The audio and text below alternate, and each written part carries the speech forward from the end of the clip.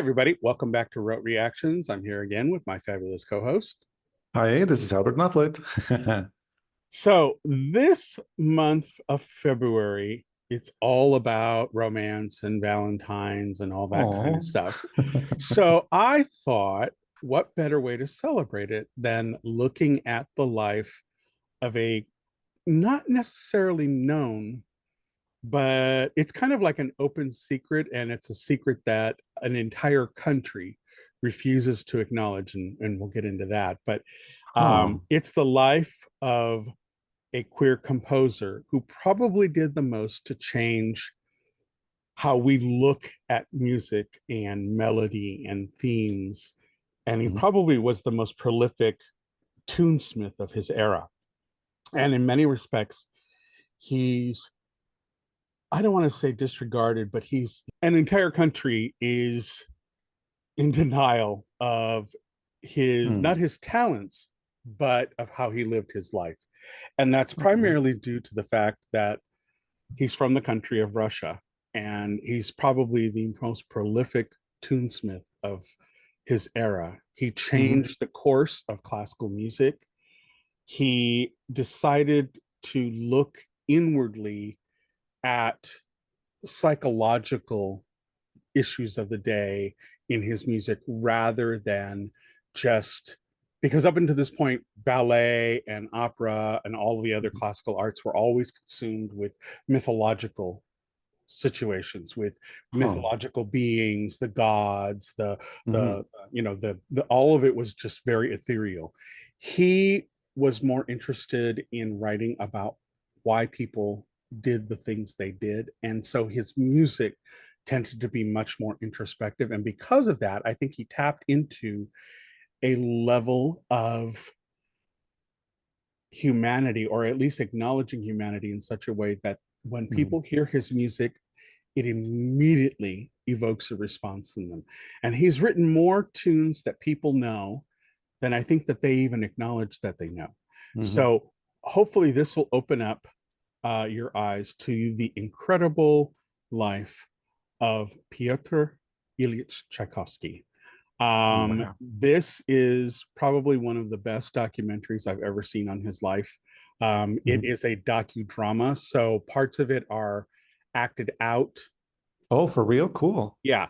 And then you'll get the Charles Hazelwood, who is the conductor, famous conductor in Britain. He is actually on this journey to discover the real Tchaikovsky. And Mhm. it's filmed in Russia, so you get to see St. Petersburg and places I've been. I actually have uh, pictures of my journey with I went with my mom and my husband. We went to St. Petersburg, and Oh. it was one of my things was to go visit his grave, and so I actually did. I left flowers at his grave and everything. Oh, that's cool. Yeah, so it Wow. was really, really kind of an emotional kind of Oh my God. journey, and so for me, he's always been there. He's always, ever since I was a young child. There's a piece that Mhm. they come to in the beginning of this piece we're about to watch that is called Romeo and Juliet, and it's based on the Shakespearean play, but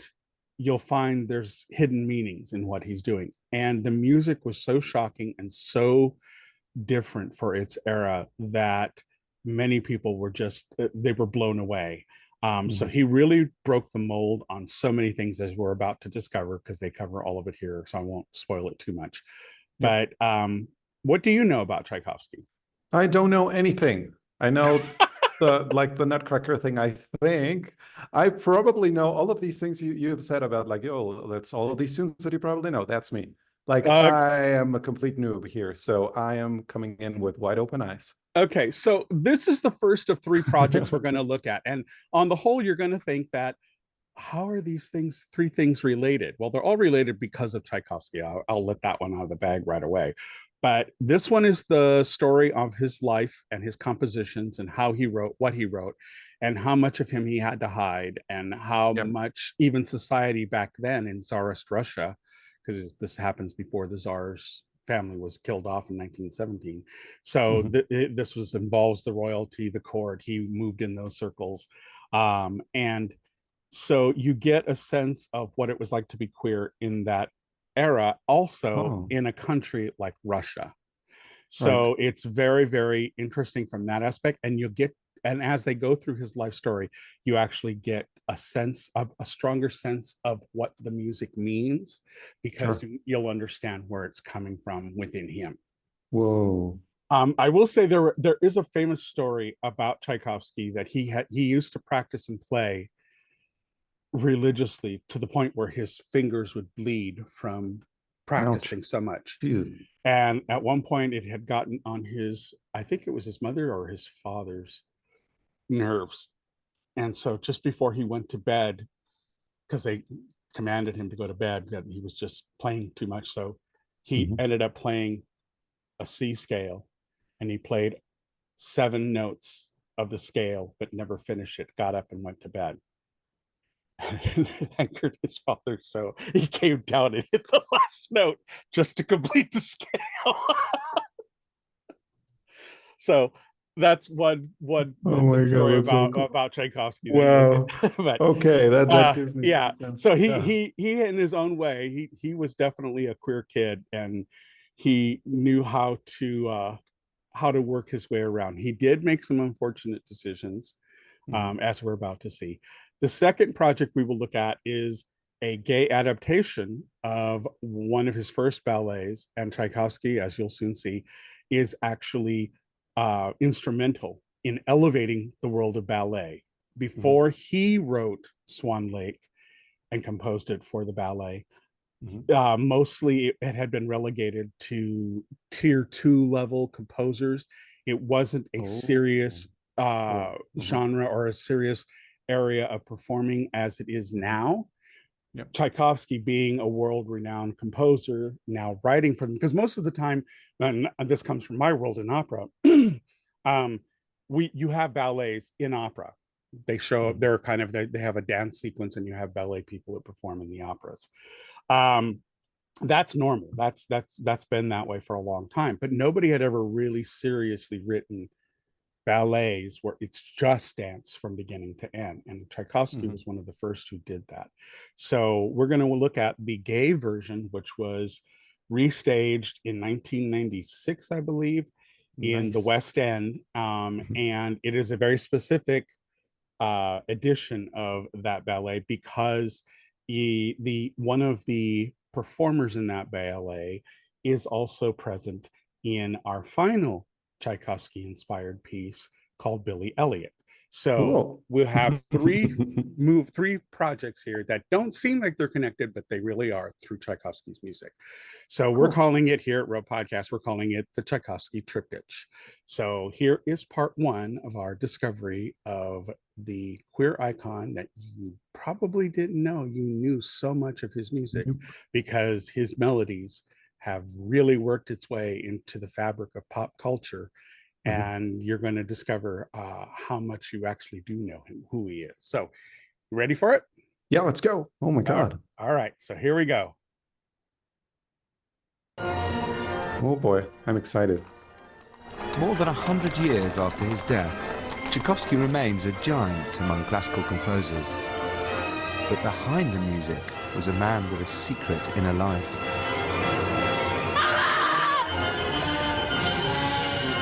Ask yourself how long it will be tolerated. Ooh. I will not change a single note. I'm perched on the edge of disgrace. Okay, that was intense. Oh, it's from the BBC. Before his Okay. untimely death at the age of 53, Pyotr Ilyich Tchaikovsky had become one of the most popular composers the world had ever known. His works, from Swan Lake to Sleeping Beauty, Eugen Onegin to the Pathetique Symphony, were the expression of 19th century Russian Romanticism. His music was loved across the globe. But over the years, Tchaikovsky has suffered the cruel irony of becoming far too popular to be taken seriously. Too Oh. often, he's dismissed as a cheap sentimentalist. Well, I think he deserves better than that. It's time to set the record straight.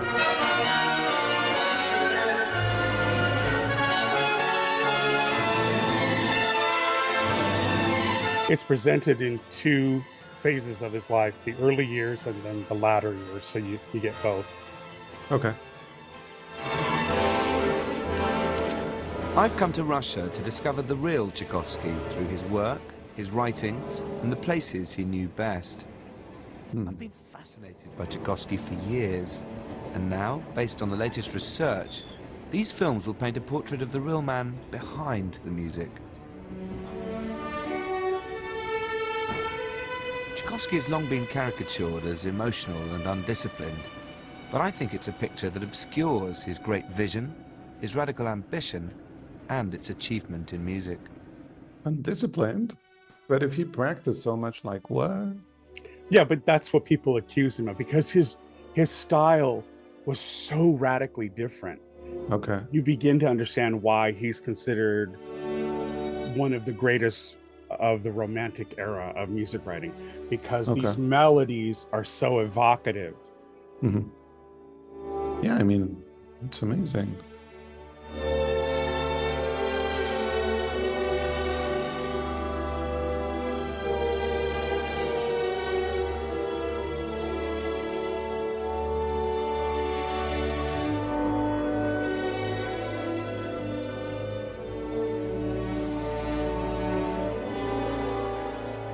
This is Tchaikovsky's Sixth Symphony, the Pathetique. For me, his crowning achievement, his masterpiece. Into this symphony, he poured the essence and experience of a lifetime's work. It was his last piece, and it would become his requiem.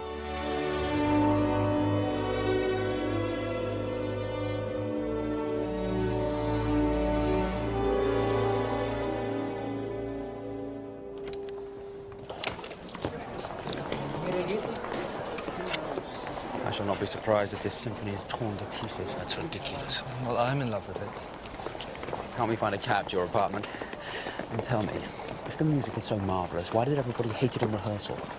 They were indifferent, completely indifferent. How can I like it if they didn't? The audience was transfixed, Uncle Pete. I couldn't wait for it to be over.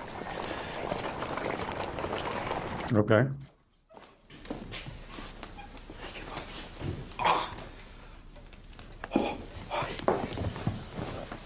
What is it, the stress? My stomach will be the end of me. You've twisted yourself with this symphony. Do you have any mineral water here? Fetch me some mineral water, please. And no, Modeste, it is not the music. Just the same old trouble. My dear brother, with every piece you twist yourself like this. No, stop. During this era, I'm not an expert. there was You're not my keeper. a lot of problems with cholera because of the drinking water. Oh, And Please bring that water. this is actually what's really kind of tragic is that many believe it was the dinner before the performance that caused him to get cholera. no way. Yeah. Oh my God, this is so tragic. Let me call Dr. Burtonson. I cannot see you suffer like this. That's his brother Modeste, and I'm reading his biography of his brother, Piotr. Tchaikovsky could not know it, but within 9 days, he would be dead. Oh my God. And the only reason we as queer people know of him being queer is because Modeste preserved that and wrote it down. Oh my God, that's okay. So we have like a historical reference. Yeah, This is the only thing I didn't get to do when I went to Russia, was go to his house. I totally missed the boat on this one. Oh, is it like preserved just as it was? His home at Klin, a small town deep in the Russian countryside. Wow. The house is now a museum preserved just as the composer left it, before conducting the premiere of the Pathetique Symphony in St. Petersburg. Oh. If I go back to Russia, this will be the reason why. Really big.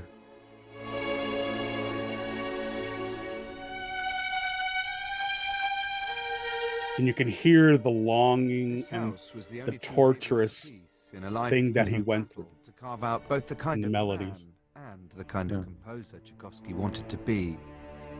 Coming to this place is for me a unique moment. It's filled with objects intimately connected with Tchaikovsky, and the atmosphere is deeply affecting.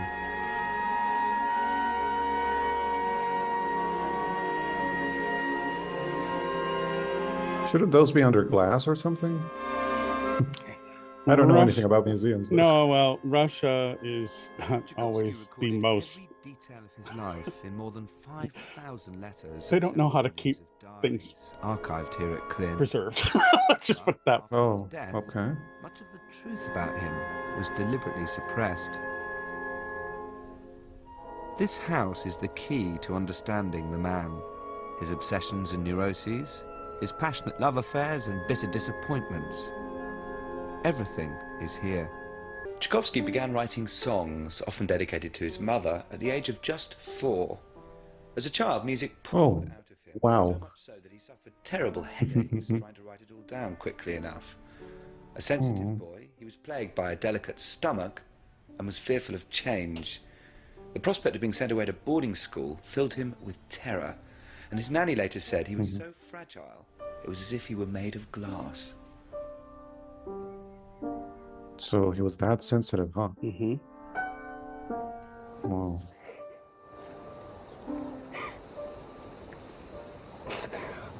Mama! It's a good school, Petya. Is it your stomach? All the things in my head. Oh, you mustn't brood so, Petya. And when you need to sleep tonight, imagine that you're in a room full of filing cabinets, like in Papa's office.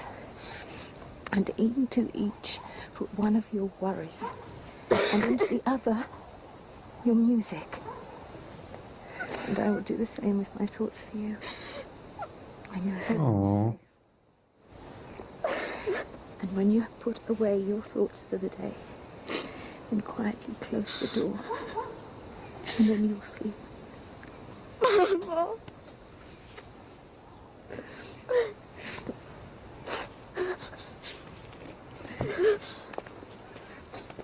Mama! Mama! Master Tchaikovsky, be calm now. You'll see Mama soon enough. Come now to the school. Put on your splendid uniform, just right for a brave little man. Can you be a brave man? Oh, Jesus. Wait, so they call children by their last names? Whoa. Incarcerated at a school for future civil servants, Incarcerated? Tchaikovsky spent the rest of his childhood Isn't preparing that a little much. bit dramatic? he knew he would loathe.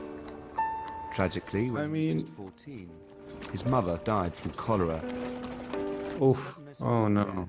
death and the dreadful sense of loss haunted Tchaikovsky into his adult life.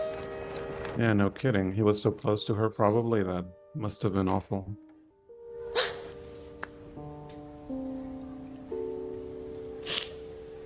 I love that they had the foresight to cast a child who had larger hands, because pianists Oh. typically do.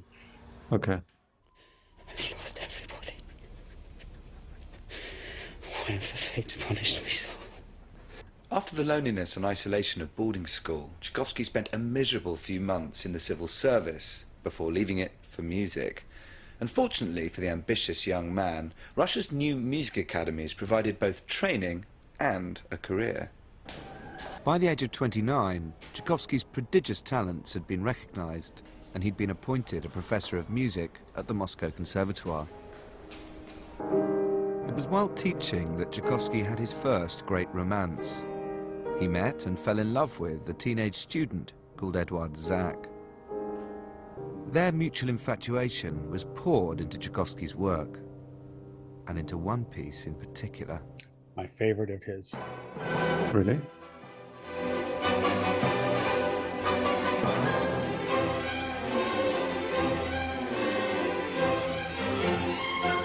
You can hear the competing melodies playing against each other, Oh, this is fascinating. and they answer strings. This is Romeo and Juliet, Tchaikovsky's first masterpiece. Outwardly, Okay. it's a brilliant musical evocation of Shakespeare's great tragedy, the passions of its star-crossed lovers, and the feuding Montagues and Capulets. Right. The musical argument that's happening, Mm-hmm. the tension rising. These are all things he's brought to the table. Oh, so this kind of composition wasn't common at the time. This was Right. just like, because this is very intense, like very intense. It's an 18-minute piece, and when I discovered it at the age of 8, I used to play this over and over and over again because I just loved everything about this piece. Sure. I know this piece intimately. Whoa.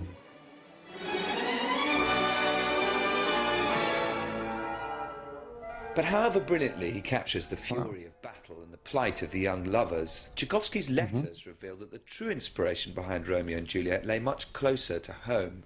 The piece is in fact a love letter to Edward Zach. And the great love theme, which so excited and shocked the public when Romeo and Juliet was premiered, shows that Tchaikovsky was able to forge from his personal experience a new musical style. Nothing as erotically charged, as sexually suggestive as this. I think you've heard this passage before. In a concert hall. It's often used in movies and stuff when they try to...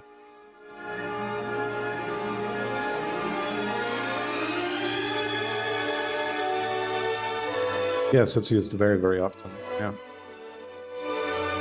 It's almost orgasmic in the way that it comes forward, and nobody had ever played, composed something like this before. So It's shocking. fascinating. Yeah. Yeah. And hearing it in context, because I'd never heard the entire piece. Like I just heard a couple of bits, but We know these melodies. That's the thing. So Yeah. when this part plays, you've heard it. I mean, they even use it in SpongeBob SquarePants. Yeah, they You use know? it in everything. Yeah. Yeah. Yep.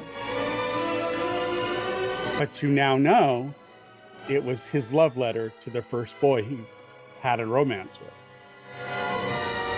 This is so cool. And you can hear the longing in it, you know? I know. Oh my God. This is beautiful.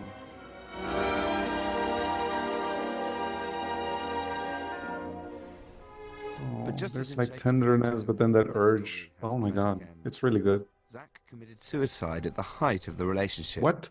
In circumstances What? that remain a mystery. Jesus What is Christ. known, though, is how profoundly Tchaikovsky loved Zach, and how deeply affected he was by his death. Oh my God, no. That And is nobody awful. knows why he committed suicide, but he did. Was it And blackmail? Was it like... We don't know. Nobody knows. Jesus Christ. When I lost him, he was only 19. 19. He was 19? 19. Jeez. Oh my God.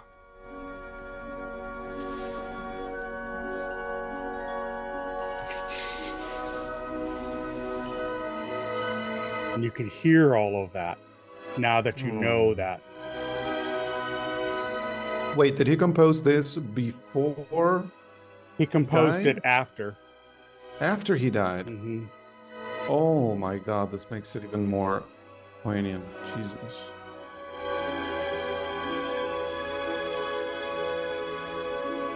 You can almost feel the life slipping away. Whoa.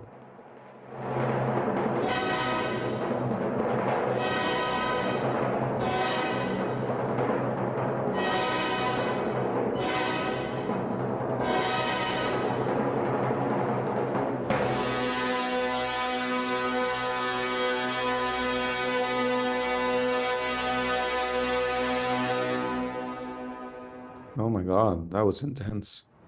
I've been there. Love that area. Here in St. Petersburg, I'm working with the Mariinsky Young Philharmonic, the cream of Russia's young orchestral players. They're all in their 20s, the same age as Tchaikovsky when he wrote his first great pieces. I'm eager to know how they view this great Russian icon. And it's interesting. You'll hear them talk, but the one thing they don't say is that they knew he was gay Oh my God. because of all the anti-LGBT laws. Yeah. Oh, that's such a shame. Grown up as a musician with Tchaikovsky's music, what kind of man do you think he was? What sort of character was he? Very strong. Very strong. Strong character. Strong. Do you think he was strong? Strong in his personal life? Yes. I So- think strong and romantic. Он реагировал на критику. When I started Tchaikovsky, I was just playing music. I didn't thought about his personal personal. And Uh-huh. I thought it was a nice composer, nice Russian composer who discovered Russian country, Russian folk music. And for me, Tchaikovsky, melancholic, of course. So you're saying Tchaikovsky was melancholic? Yes, I think you must be right. The whole country's melancholic. Personal characteristic. Yeah, that. To my mind, we're not talking about the one man, he's melancholic. Well, if we're talking about the person, we must think about not only the person, but all the history, and that's of course absolutely at that moment. And yet we're ignoring a very important part of history here. Exactly. Like, When he was growing up, what he was thinking about when he was a boy, a young man. yeah. Talking to these young musicians, it's striking that their grasp of Tchaikovsky's complex personality is as vivid as their performance of his music. For them, Tchaikovsky the man is very much a living force. And it's true, when you're in Russia, Tchaikovsky is a god there. Okay. And it's just ironic because the one aspect of his life that fed his music is the one thing they don't acknowledge and they've tried to obscure. Wow. That's just which is something queer people are known. You know, we're used to that. We know it, you know. Please, Petya, stop. It's true. Let me call Dr. Burtons. And you'll discover that Modeste was there all throughout everything in his life. Fevers. Oh. He was very dedicated. Are you thinking brother. of Mama? Her death will not leave me. Yeah, irony of him dying of the same thing that his mother died from. Yeah, yeah. But you found yourself. Petya. Earlier he said that like he'd lost everyone and he has his brother right there. Like and that's the other irony. You'll discover they have a conversation about that. But you have to give it to Modeste. He was tried and true and there by his side his whole life. Wow. Even when he saw his brother making epic mistakes, Modeste still was there. Oh. That is wonderful because I didn't get the sense that he had like a brother from like at the beginning of his childhood. It was like, oh, it's just me and my mom and that's it. And like the brother, where is he? Like not to be easy. Okay. He had already developed a reputation as a radical modernizer, and to break into the highest echelons of Russian cultural life, it was critical that he gain approval from the musical establishment. The fact that the Moscow Conservatoire is now known as the Tchaikovsky Conservatoire is clear proof, I think, that to Russians, he's nothing short of an icon. Tchaikovsky is so much a part of the musical fabric of Russia that it's easy to forget how hard he struggled to make his mark, or how vulnerable he was to criticism. While professor of composition at the Conservatoire, Tchaikovsky produced an enormously ambitious range of work. 2 symphonies, 2 operas, vocal music and chamber pieces. As his confidence grew, so too did his vivid musical imagination. His first piano concerto was an explosive new work, radically different from Romeo and Juliet. Confident, virtuosic, challenging on every level. It was written for Nikolai Rubinstein, leading pianist, founder of the Conservatoire, and one of the most powerful musical figures in Russia. My husband used to play this with the Cleveland National Orchestra. Ooh, cool. So I've had conversations with him about what it's like to play this piece. Yes. And what does he say? Is it like challenging? He says it's yes, as he says it's fiendishly difficult. Okay. But it's also radical. Nobody had done what he's about to do right now. Ooh. This is another one I think just don't know it was him. I'm ready.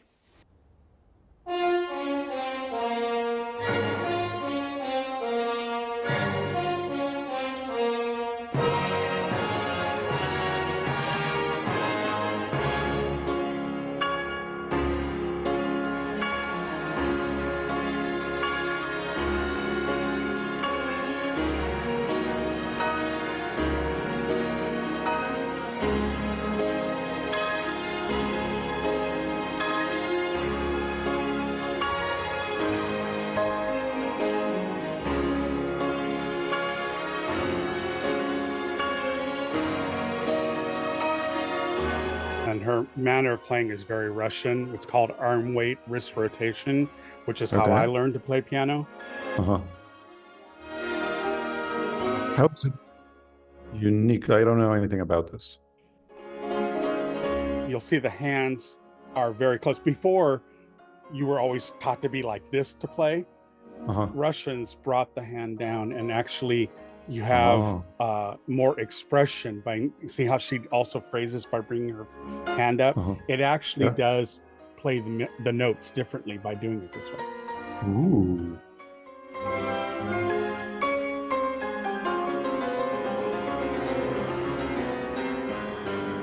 I like how they keep intercutting between Whoa. him playing it and then shocking stuff. Yeah. After its explosive opening with those sledgehammer chords, Tchaikovsky launches us on an exhilarating journey. This is a piece driven by confidence and new ideas. The orchestra is subservient, the piano leads from the front. Percussive, thunderous, and fiendishly difficult to play, this was Western music with a uniquely Russian voice. And what my husband said is that when you listen to pianists play this, you really have to pay attention, because there are so many hidden sub-melodies and themes that are being played when these things happen, that a good pianist will learn how to bring out those subtle things that are in there that you don't necessarily hear, but they're there and they're important. Oh my God. Wow.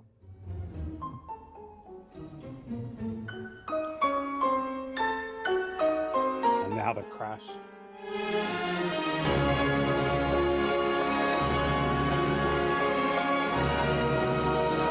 Whoa. This is really cool.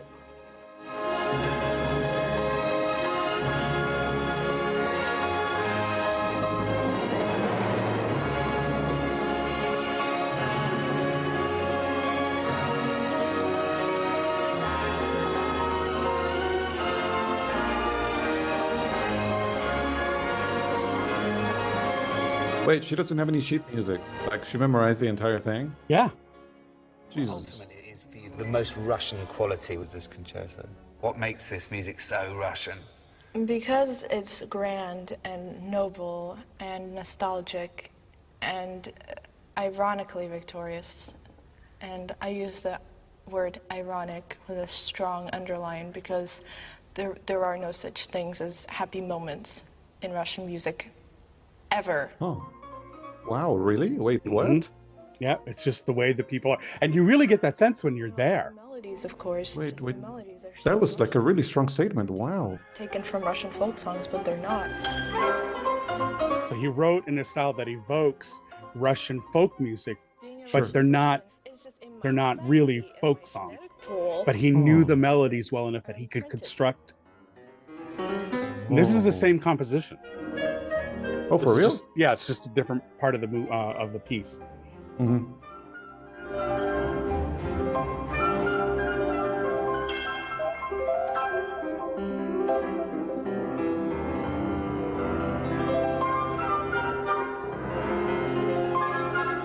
The phrasing.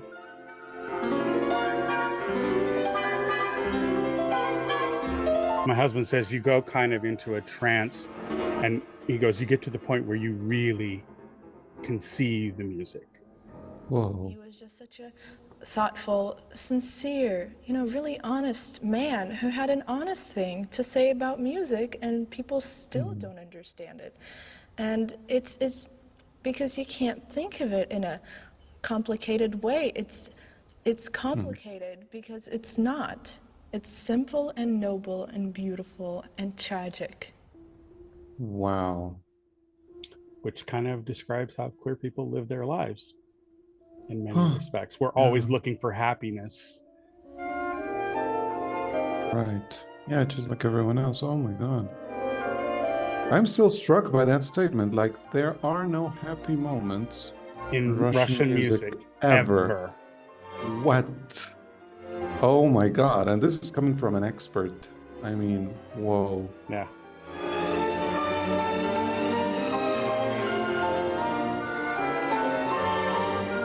Now you have to understand, as Rubinstein is there listening to him play this, he's only hearing the piano part.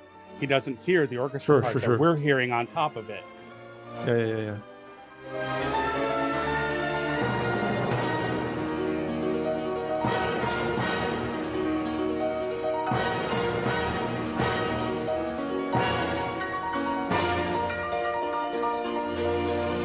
And you can just feel that angst and that longing and that, you know. I love this ending. I love this ending.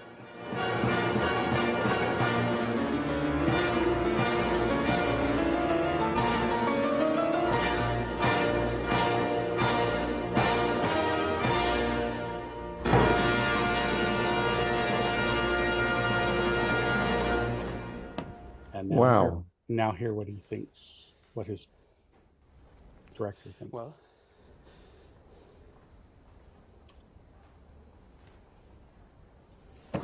Well, did you like it? Yeah. Okay, Simp. Are you actually trying to say anything? Have you lost your mind? Where's Tchaikovsky? I don't hear him in this music. How true. Such a simp. Oh, simply impossible. Where do you find such ideas? They are my own. Oh, please, don't burden me. I'm not deaf.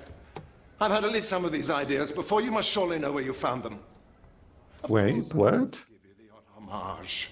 I'm sure Messrs. Schumann, Glinka, and Saint-Saëns will be delighted by the compliment. I cannot forgive you. Such hackneyed and clumsy work.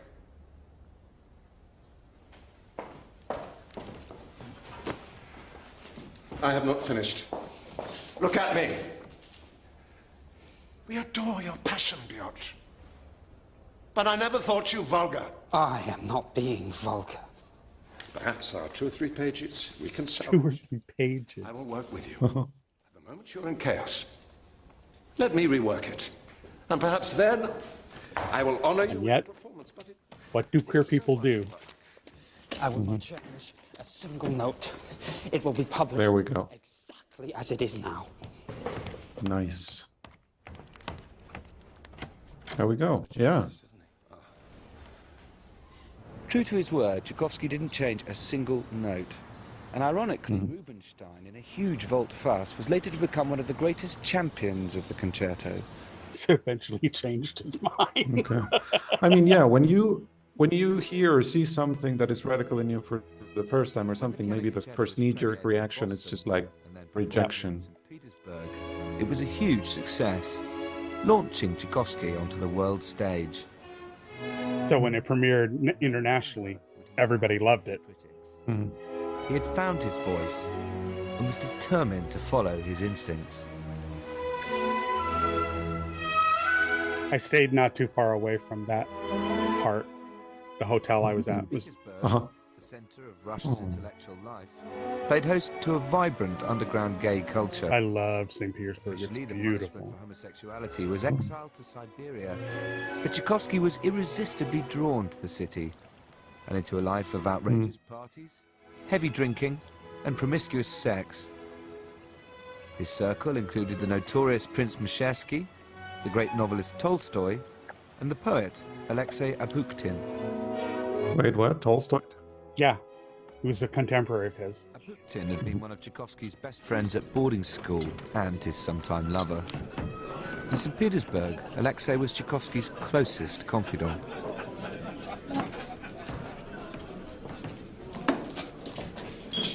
I have a weakness, Alexei. And because I have that, we have that weakness, we must enjoy life as best we can. Ask yourself... Weakness? Oh, how ridiculous you sound. Forget all this. You cannot change your nature, nor can I. Embrace it and move on with life. Yep. Are you not sorry that Modja is the same kind of person as me? As us? He imitates me in everything. So his brother was gay too. Set him an example. So what are you saying then? That otherwise we should all end up in the gutter? No.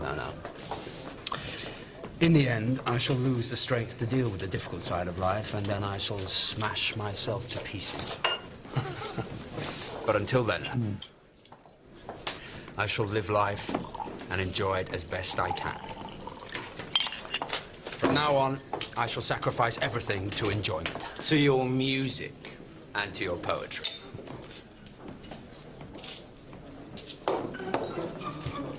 It's an interesting way to look at things. Like saying he will eventually lose the strength to deal with the difficult stuff. What?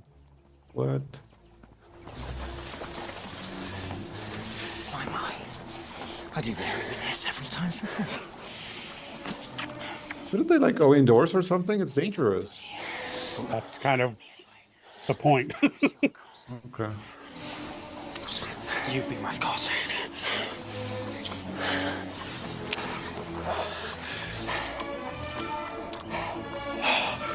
However much he played, Tchaikovsky worked twice as hard. In a city as flamboyant and theatrical as St. Petersburg, that's the Winter Palace there. its spirit was It's ballet, really big. a lavish court entertainment full of spectacle and show, but musically empty. Tchaikovsky, though, saw its potential.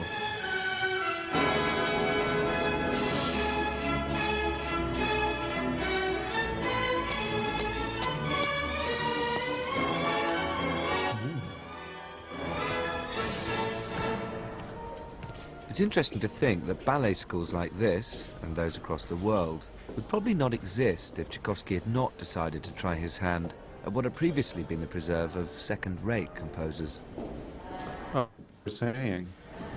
What So Tchaikovsky he did with ballet was not elevated sort it. of a revolution. And the piece that started it was Swan Lake. Hmm.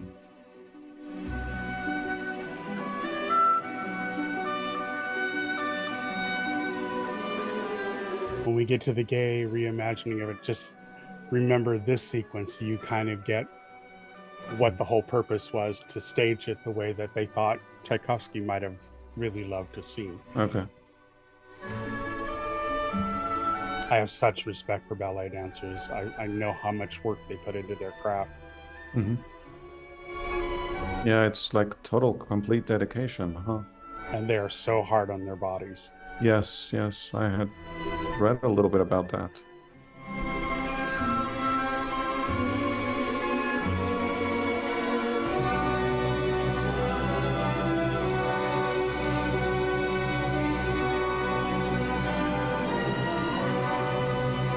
I'm sorry, every time I look at ballerinas like this, I just go, eat something. Oh my God. I was admiring snap you her like a strength. twig. Yeah. But she's strong. Wow. I'll never understand how they can just like tiptoe like that. En pointe, it's called, or Yeah, something en like the pointe, whole yeah. Jesus. Oh no, that just looks painful.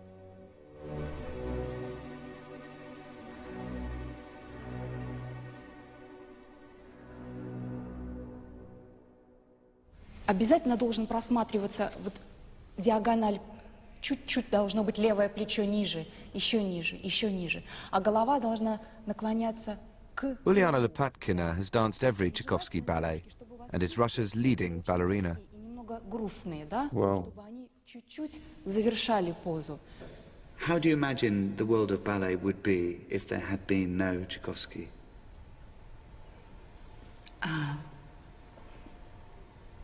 What do you think if ballet world would not have Swan Lake? It's an answer to you. Without Swan Lake, how we can imagine classical ballet?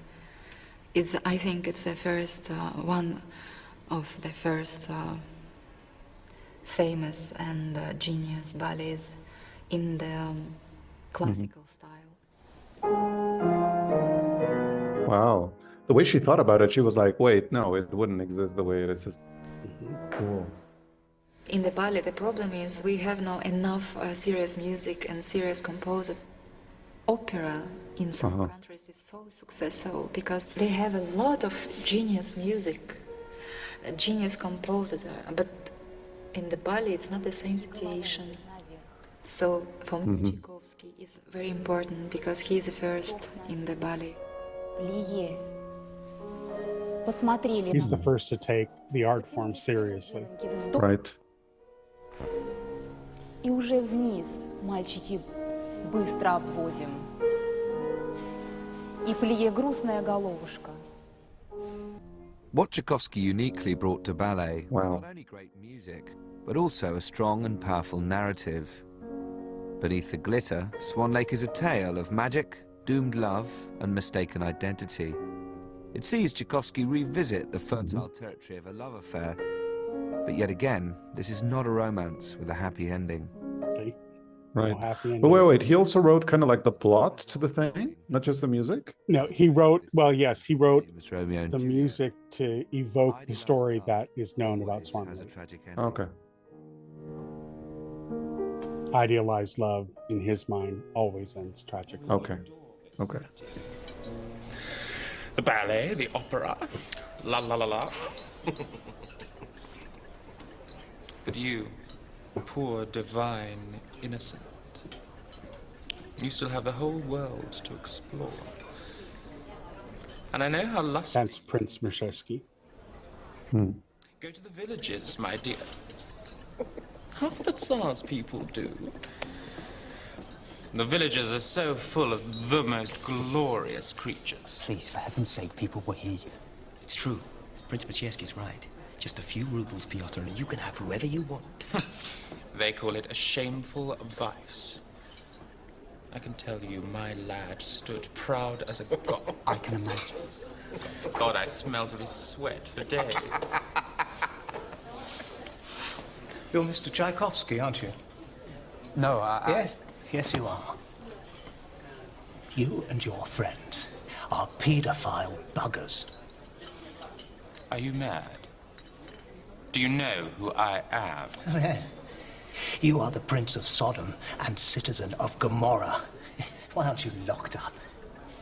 You should be shot. You're vile, filthy. I'm not a paedophile. He's a pig for saying that. No, of course you're not. Your music sculpts the air with a romantic love.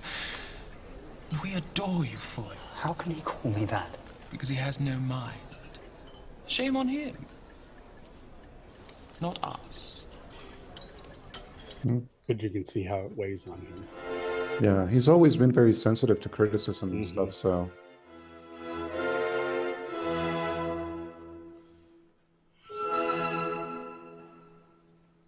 And it's interesting, you see this performed with the arms back to do the wings of the swan. When we get to the restaging of it, keep that in mind, because you're going to see a completely different angle with the exact same move. Ooh. The fate-laden atmosphere and raw emotion of Swan Lake were a mirror to Tchaikovsky's own interior landscape. Despite his success, Tchaikovsky feared that public knowledge of his homosexuality would destroy the career he'd worked so hard to create.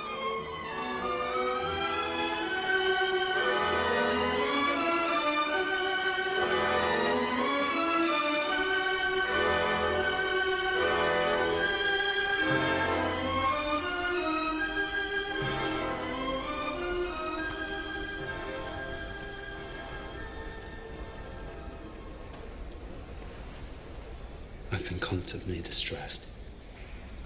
I know how that feels. How can you know how that feels? Oh, look. Please, Modja, I'm sorry. When I'm angry with you, I'm actually angry at myself. For you're ever playing the role of a mirror in which I see the reflection of all my weaknesses. I put that on your Keeps calling it a weakness. There is an unbridgeable abyss between us and most people. Can you not disregard what other people might say about your inclinations? Our inclinations, Modja, our inclinations. Tchaikovsky's It's interesting how he sees his homosexuality as a weakness. Again and again he says that. I don't...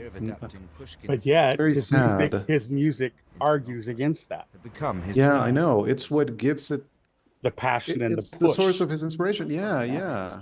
The theatre They're his emotions. many of his major ballets and operas performed. God.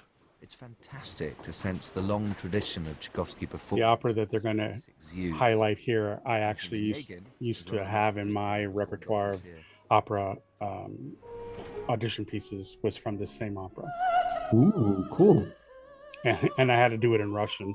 Oh, Jesus! Wow. Yeah. Wait, so do you speak Russian? No, I just had to learn it phonetically. Okay. Masterstroke is the scene when the young girl pours out her love in a letter to Onegin, the man she's just met.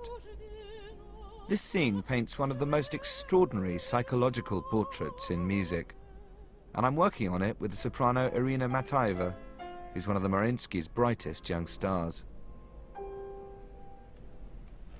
With Eugene Onegin, Tchaikovsky redefined what romantic lyric drama could be. More intimate than epic, more psychological than mythological. This was the very antithesis of grand opera. Yeah, but to that point, it had all been mythical creatures and stories. He turned inward. So here was opera, which dramatized the emotional core of the everyday, expressing through music what it was to be a young girl in love and the cruelty of rejection. Altogether, an astonishing example of Tchaikovsky's ability to empathize, to create characters that truly live and breathe. Right. And that empathy comes from that great sensitivity. Exactly. What made him great is what caused him pain. Yes. So this speaks to the many layers you were saying, you know, like the complexity. And the fact that, I mean, think about how many queer men have done this, where they've written very, very tragic stories that women are the focus of. Sure. Because it's where they can put themselves. Oh, and, you know, here it is, a true. young girl who writes to a man that she's become infatuated with and rejects her. And he not only just rejects her, he rejects her publicly, completely embarrassing her. Oh, so yeah, so that's something. And so it's a huge change from where opera had been before. So again, it's what queer people do. We break the mold and we keep pushing the envelope. Wow.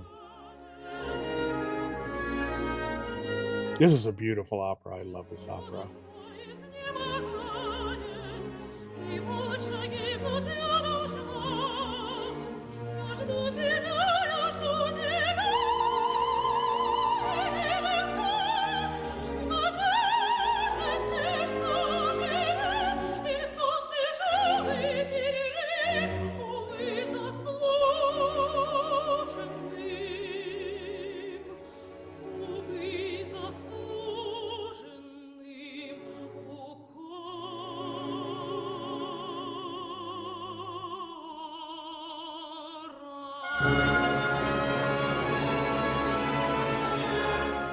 Quite deserved porn, though.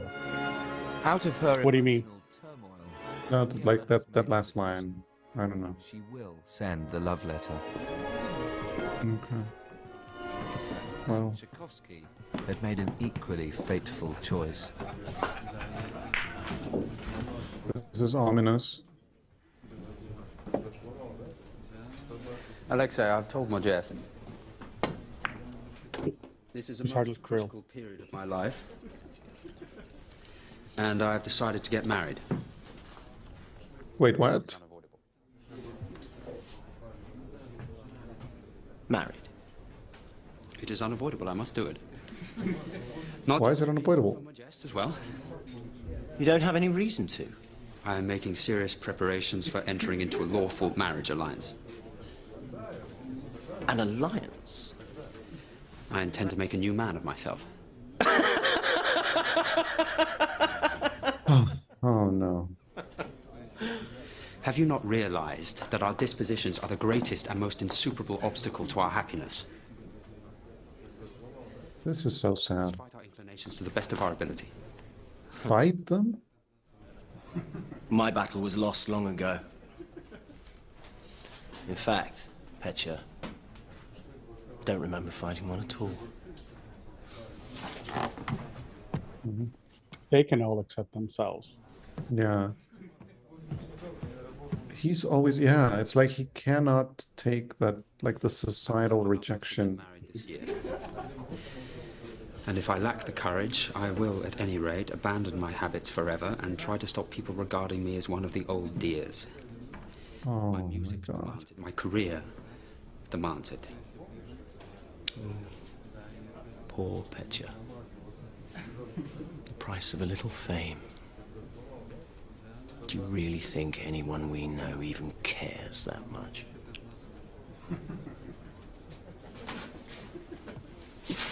You are sometimes quite ridiculous, Mr. Tchaikovsky.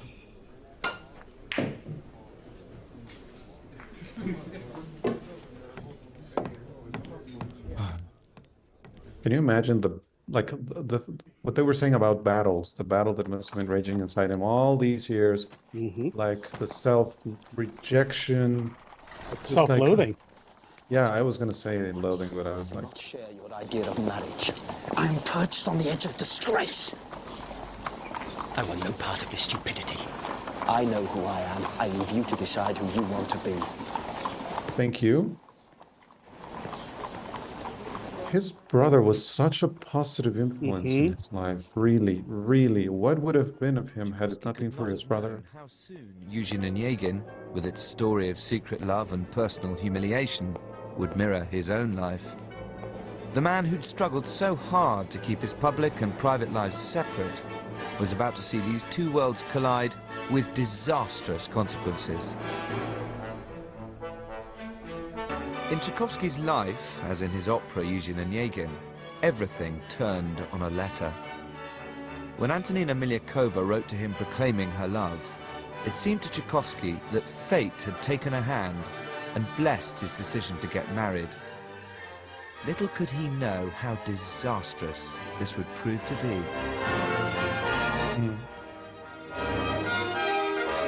But everybody kept telling him, you cannot change your nature. Right.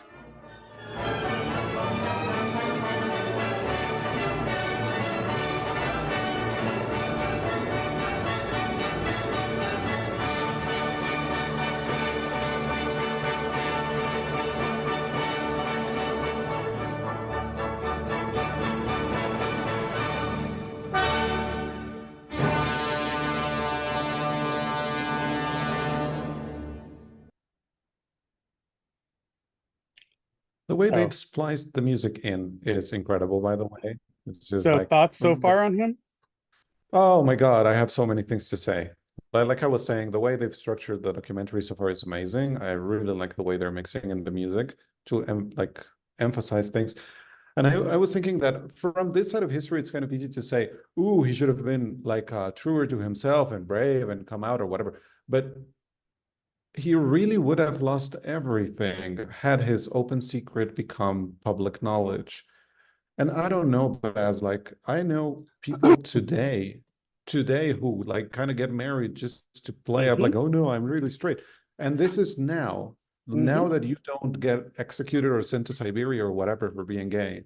So back then, I mean, I don't know, like I wish he would have accepted himself, but I don't think I can But give you an think opinion about it, on his choices. if that were the case, would he have written what he wrote? Well, yeah. You know, I mean, it's like the art and life, that combination is what drives artists like yourself and I. We write stories because we write stories that we wanted to read, that we wanted to have as a reflection of our lives and things we wanted to see.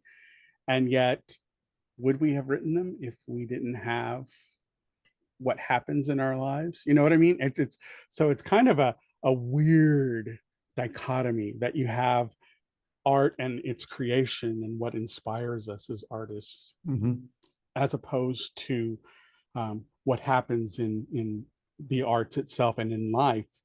They can collide and crash and be completely disastrous. In fact, I remember being backstage. We were doing Cavalleria Rusticana and Pagliacci, which they're two one-act shows that are done together. And I remember we're coming up for the final tableau sequence, which is the final ending, where the villagers come rushing in and everybody sees what's happened with the murder that happens at the end. And we hold and it creates like a tapestry painting, a tableau. And I remember being backstage and I turned to a queer friend of mine and I looked at him and we were just about to run in. We're waiting for one of the other opera singers in our crew to do this blood curdling scream. that's Sure. supposed to be our cue to go in. And I turned to him and I said, do you think we ever get a chance to do a happy one of these? And without missing a beat, he turned to me and goes, oh, who'd come to see it? Well, that is drama sells, baby. Drama sells. So we go running on stage with smiles on our face, and we instantly had to crush because we had to be shocked. Oh my God, that is such a cool story. And it's true. It's true. The tragedy is the thing that draws people in. Yeah, that's true. Yeah, you know. Mhm. All right, here's part 2. These are the latter years of his life. We're going to see how his disastrous decision really impacts not only him, but it actually destroys her life as well. Oh, Jesus. Okay, here we go. Yeah, these kind of, oh, let's get married so people don't know I'm gay. It never works out, I don't think. That never works out. For anyone. After years of struggle, Tchaikovsky, at the age of 37, had become an international star. But now, with the audience at his feet, he was suddenly terrified of losing everything he'd worked for.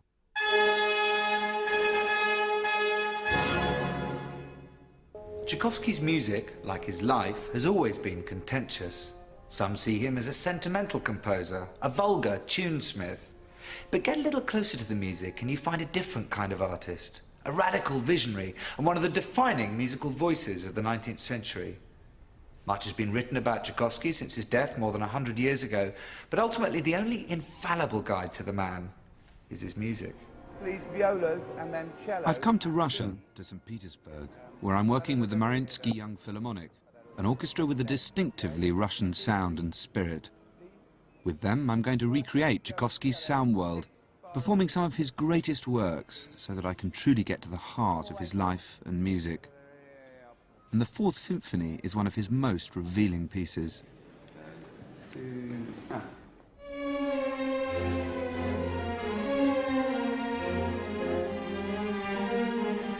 When you see the turmoil he was going through in his personal life, this music just could be the soundtrack for it.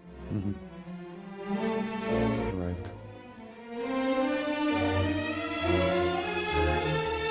Wow. And yeah, this as you were saying, had he not experienced such hardship, would we have gotten these wonderful pieces? Years refining his craft and skill, but the uncompromising technical mastery and ferocious drama of this piece are new. The symphony's violent clash of opposites reflected Tchaikovsky's own attempts to reconcile the forces that raged within and were threatening to destroy him.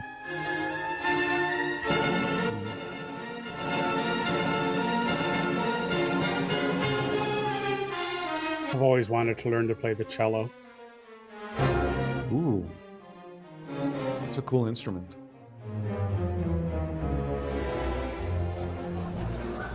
Throughout his adulthood, Tchaikovsky had been comfortable leading a secret but highly promiscuous homosexual lifestyle. Well, now, look at him. What a treasure he must be. My, I do believe we've been here several times before. But as his fame grew, paranoia set in, and he became terrified that a sex scandal would ruin his career. In the midst of his turmoil, he received a love letter from an adoring female fan called Antonina Milyakova, who claimed she was a former pupil of his. Intrigued, he agreed to meet her. Would you not be happier with your mother accompanying us here? A chaperone. I am quite grown up, you know. Yeah. Look, surely you must remember me from the conservatoire. I was so happy there. You and we bumped into one another constantly. Did we? But was she really or not? You were always terribly affectionate. Oh, she's lying. And I loved you madly for 4 whole years. She's fucking cray-cray. Yes, it must have Oh my God. Basically a groupie. Oh my God. You know perfectly well that you liked me, but were too shy to propose. Excuse me? Every day to the church at the Spassky Gates to pray for you. And then I ordered a liturgy in the chapel. And finally I sent you the letter. Was I too passionate? No, See, none of it's ringing a bell for him. For me. Yes. Yeah. Here we are. It's quite divine serendipity, n'est-ce pas? Heaven sent. We've been blessed. No, I call it stalkery girl. Oh my God, this is just. But I bet he's thinking, oh, now when I'm with a woman, Yeah. no one is suspecting anything. And you can I hear the get- disaster in this. Oh God. Tchaikovsky knew some of his friends hid their sexuality behind marriages of convenience, and he decided that this kind of arrangement could shield him from the scandal he dreaded. The problem is, he chose Miss Cray Cray to do it with. He would, yeah, I mean, he was so famous. Couldn't he just like have chosen someone he knew? I will be your devoted and grateful Find a lesbian. No. I was. Yes. Somebody should have clued him in. Irritable, unsociable, unpredictable. So he's telling her, I don't want an For ardent. ardent love. And listen, it doesn't go right. It goes right over her head. Mm-hmm. Do you understand? Yeah, it's like, you know what? We won't be. There is no shortcoming that would stop me loving you. Mm-hmm. Yes.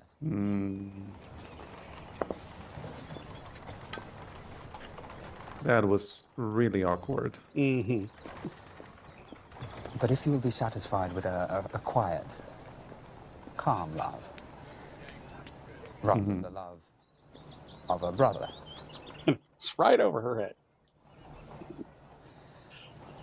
Well, then I make you my proposal. Are you talking about marriage? See? Doesn't even acknowledge what he just That's said. the only thing she heard was proposal. Yeah. Yes. Well, then yes. Yes, I will. Good. Good. Oh, girl. Tchaikovsky had committed himself to marrying a woman he hardly knew. He could only hope that Yeah. the gamble would pay off. And the music of the film, written at the time that Antonina appeared in his life, oscillates wildly between hope and despair, mirroring the emotional turmoil that threatened to consume Tchaikovsky. Wow. And it is true. We get that oscillation. Oh my God.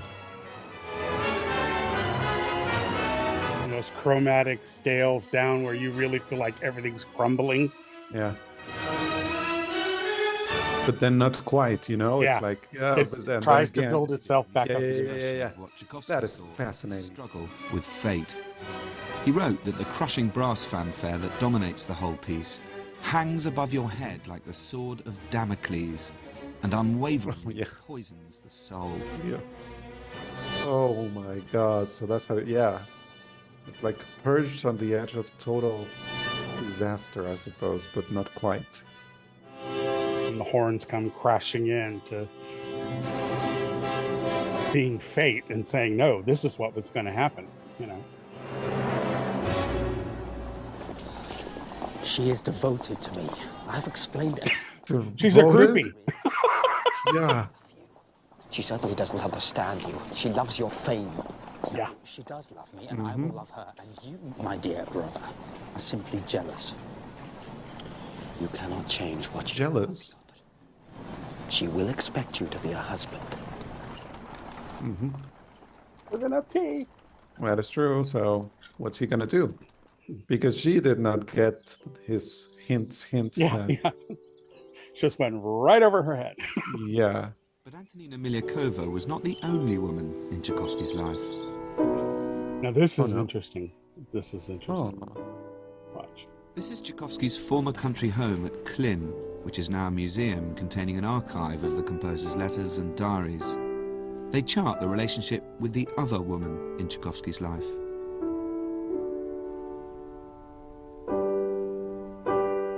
In 1877, the same year that he had received Antonina's letter, he'd begun correspondence with a wealthy patron of the arts, Nadezhda von Meck. The fabulously rich widow of a railway magnate, She'd written to Tchaikovsky complimenting him on his music. Tchaikovsky was delighted at the depth of perception and intelligence that von Meck revealed. So this is his first letter back to Nadezhda von Meck, isn't it? Yes, and you see his initials, Peter Tchaikovsky. So he writes that, "Dear Miss Nadezhda Filaretovna, I'm sincerely grateful to you for everything nice and flattering that you wrote to me. I would like to say that for a musician who live under a lot of pressure and with a lot of difficulties, it is really nice to realize that there is a small number of people to whom you certainly belong, who so sincerely and warmly love our art. Sincerely yours, and with great respect, Peter Tchaikovsky." Lovely letter. Almost as soon as their correspondence began, von Meck offered regular sums of money, allowing Tchaikovsky more time to concentrate on his work. Wait, what? So she just sent him money? Yeah, patron. That's where you get Patreon. Right. Yeah, I know, but... As love letters. An illusion Tchaikovsky was all too happy to foster. So they never wanted to meet in person because they thought it would shatter this letter writing that they did. Sublime happiness. And for this, and for him that was perfect. Grateful to you, and can only pray that what brings me this happiness will never cease, because such a loss would be most painful for me. My love for you is also fate against which my will is quite powerless. How much is redeemed by a nature such as yours? I love the romanticism even in their writings of my beloved friend. I love it with all the strength of my soul. I bless the fate that brought me together with you. With each new letter, I come to wonder anew at your astounding kindness. Okay. Tchaikovsky and von Meck rejoiced in a shared love of music, but it was a unique and quirky arrangement where both agreed they should never meet, fearing that actually seeing one another face to face would shatter the ideal of their letters. Their paths did in fact cross on more than one occasion, but each time they averted their eyes and scurried away. For real? Oh, that's awesome. Relationship, a paper romance which defied reality. And this perfectly suited the neurotic Tchaikovsky and his reclusive benefactress.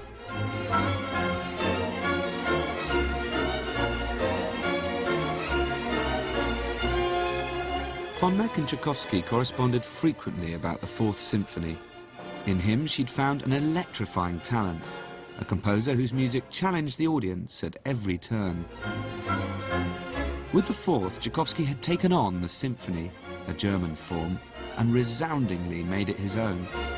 This would become the first Russian symphony to be recognized internationally as a masterpiece.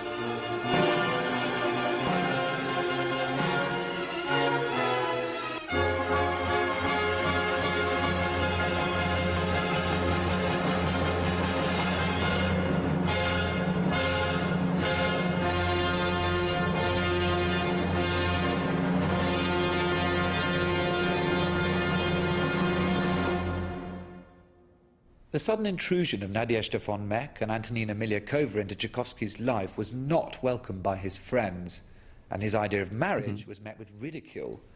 As the wedding approached, they implored him to call it off, but no one, not even Tchaikovsky's one-time lover and oldest friend, Alexei Pukhtin, could sway him from his course.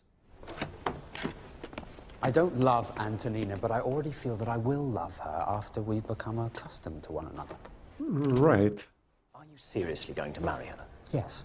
Are you completely insane? Why are you so damned intolerant? Because, my friend, you are being so damn stupid. If I am seen to be married, people will think twice before accusing me of anything.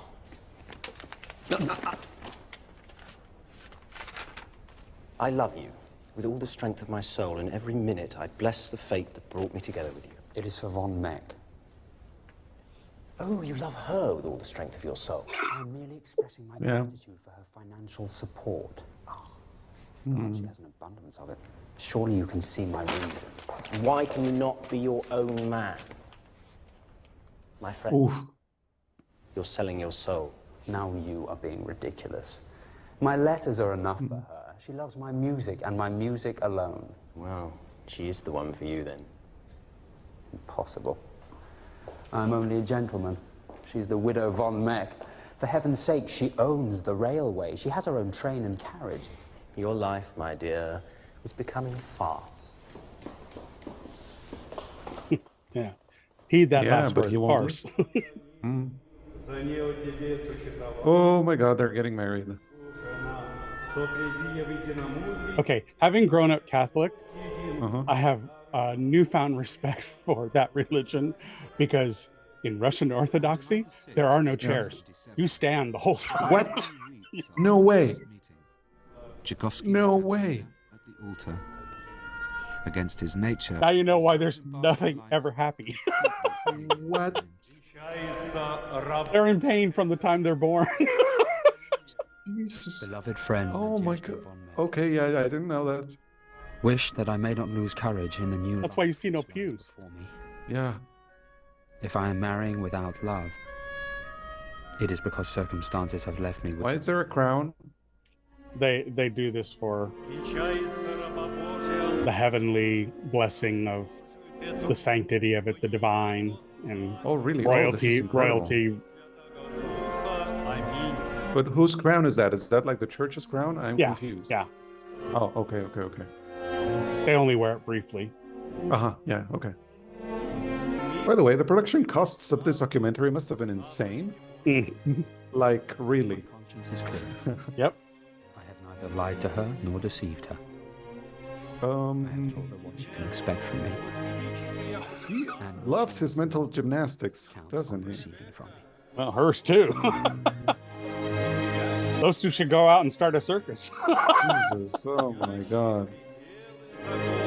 How is she going to react when he, does not want to be intimate?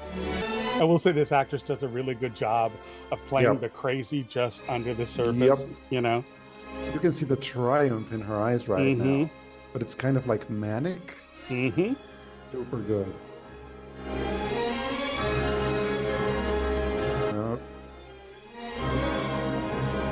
Oh, oof. That was painful to watch. Here you go. And look, you can see that he thinks, oh shit, what have I done? Yeah, it's like, this is not gonna work.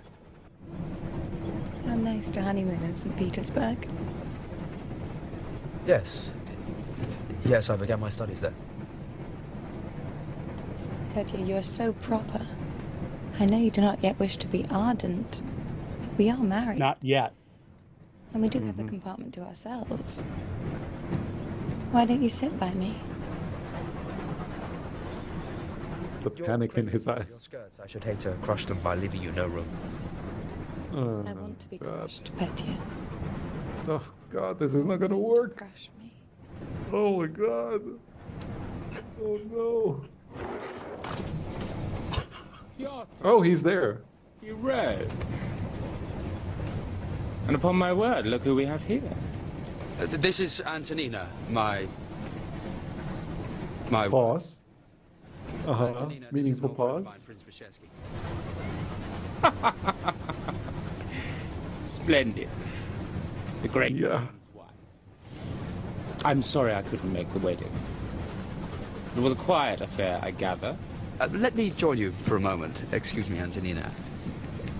I shall bring you some tea. Of course. Of course. Excuse me, Madame Tchaikovsky. Oh my God, he's loving this. He's loving it. Jesus Christ. Girl, grab a clue. Oh my God. Yeah, you think? Oh, calm down. What have I done? Whoa, what the hell? Let's lock the door. So you did have a honeymoon. Just not with her. Yeah. Oh, please don't tell me she's going You got a to, royal like... banging. But Oh no. This is just awful. This is not going to end well. Tchaikovsky continued to work on the Fourth Symphony throughout the early days of the marriage. But the piece is far more than just a simple reflection of the turmoils of Tchaikovsky's life. It's an entire world, one of storm and stress, but also folk-like lyricism and heart-stopping beauty. Like the great Russian novels of the 19th century, This symphony took personal experience and emotion and transformed them into something universal.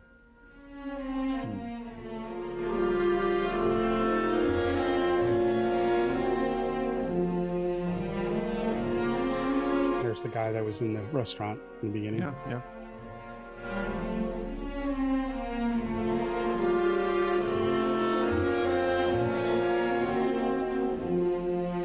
And do all of the talented musicians keep on ignoring that part of Tchaikovsky's life? Like, just like... Well, I'm sure they're what? aware of it, but I just don't think that they talk about it because it's against the law, literally. Oh my God, that's just so awful. Because that's LGBTQ propaganda. Ah, right. I'm always secretly admiring you. Yeah, it has to be a secret, girl, because I'm not acknowledging it. Oh God. Because you're my husband. Mm-hmm. And your music, Petya, it always seems to express exactly how I feel. Look at that luck. So powerful. Mm-hmm. How you feel. Oof, wrong thing to say. Yes, does it? Well, surely you must feel the same yourself. You write it yourself. Why do you never discuss those emotions with me? My music is a private realm that does not need words. And yet you share it with your friends, with your brother. May I come and see you later? Not until this evening. Petya, I hate to keep feeling I'm interrupting you, but you are my husband. I hardly see you. All you do is write your music and see your family and see your friends, but it feels like there's no place for me in this. Mm. I don't mean to complain. You are most demanding. Whoa. So it's escalating now, huh? You must learn that there are places you cannot go. Forgive me. I don't know what came over me. But in many respects, it's something that happens throughout a lot of gay men's lives. Look at Freddie Mercury. The same scenario played out for him. Yeah. He actually proposed to get married to a woman that he thought he truly loved, and maybe he did on some level, but it was not his nature. As soon as I find myself alone with my wife, with the realization that now our fate is to live together inseparably, I suddenly feel not only that she does not inspire in me even a simple friendly feeling, but that she is hateful to me in the fullest sense of the word. Oh my God, that is vicious. Or at least the best, even the only good part of myself, that is, my musical talent, has perished irretrievably. What on earth? Wait, he wrote this to his brother? No, to Von Meck. But now he felt that Antonina was threatening his creativity and his working regime. And he was furious that she could not accept that he meant them to live together simply as brother and sister. She was violating his conditions, the agreement, as he saw it, to brotherly love. And after 3 months, the marriage had still not been consummated. Nor would it ever be, I'm assuming. Yeah. Mm-hmm.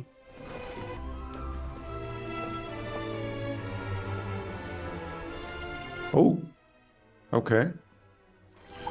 You're home, Petya.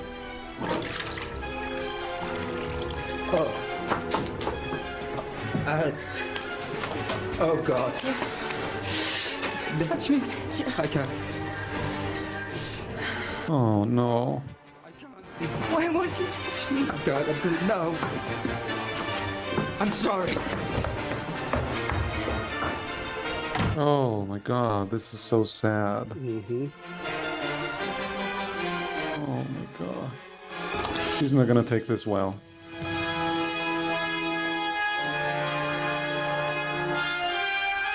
There's that horn section. Fate.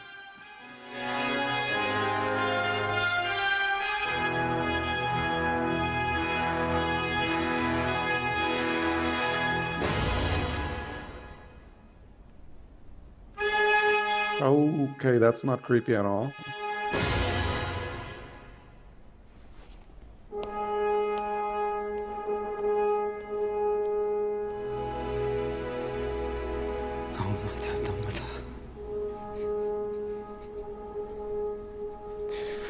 must hide for at least a year.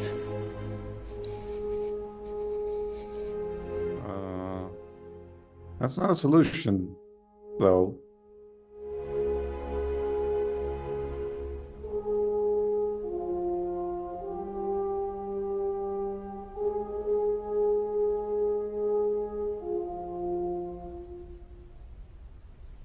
Is that a real photograph of the two of them?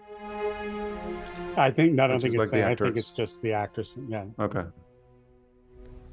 I prayed for you, Petya, and now you're gone. Oh God. Tchaikovsky fled, never to return to Antonina. With money from von Meck, he escaped, traveling No. around Italy and Switzerland, accompanied by Joseph Kotek, a former pupil of Tchaikovsky's, and now his lover and muse. And I remember when that girl commented that there's never any happy music ever. Sure. This is probably the one arguable piece that is happy, because he was thoroughly in love with this violinist while he was in Italy. Understand instinctively that I am a wretched, but not a bad person. My dear Piotr, I mean, you did abandon your wife. guilty of wronging her in any way, and you may be sure Excuse me? she won't suffer at all from separation. Music is everything. If someone tells you that she weeps, do not be disturbed. Be sure she does it only for show. From the first moment that the right frame of mind came to me, it has never left me. With one's inner life in this condition, composing ceases altogether to be work. It becomes an unalloyed pleasure. You can hear the happiness. Oh, this is like a relief. Yes, compared to the other one we were listening to.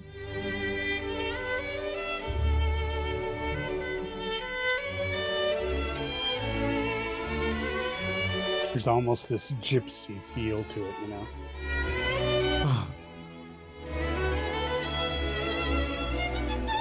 More than any piece, Tchaikovsky's Violin Concerto is a work of unadulterated joy. Inspired by Kotek, Tchaikovsky had written music whose lyricism was not tainted by sadness, but was instead pure celebration.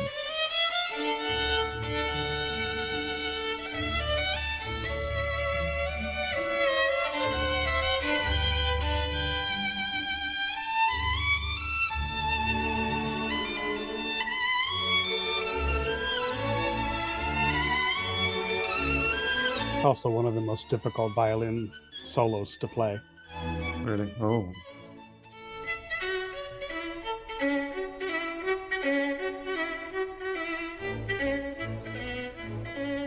I am in love, as I have not been for so long.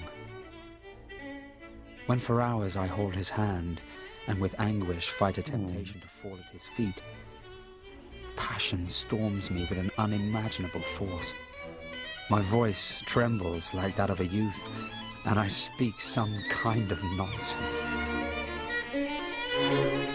That was a quote from a letter, but who was he writing that to? Still to his patron? That he was what? I'm sorry. No, that like what we just heard, that was a quote from a letter. Right. Wasn't it? Yes. To happiness was made real in this concerto, a piece that combined a new sense of freedom with a sweet nostalgia for Mother Russia.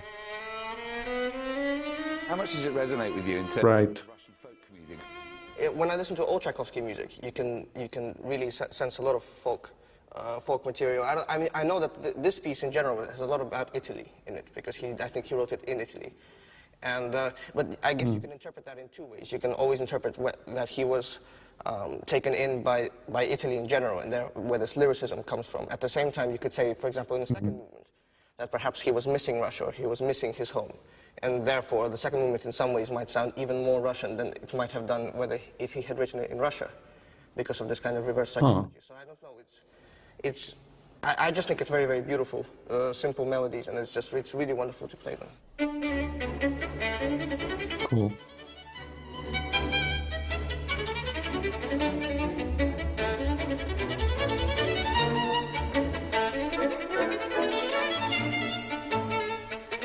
Oh my God, this is so different to the previous ones, really.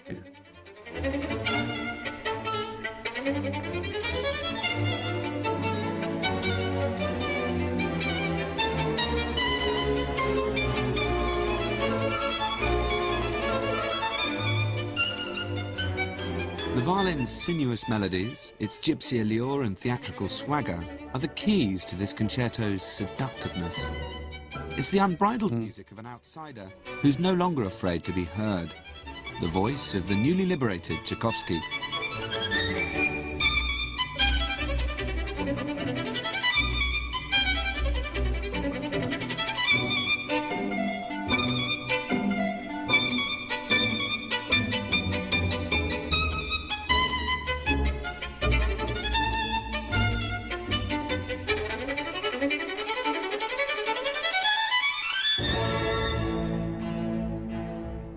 The special quality of this concerto is that it speaks so directly to the heart.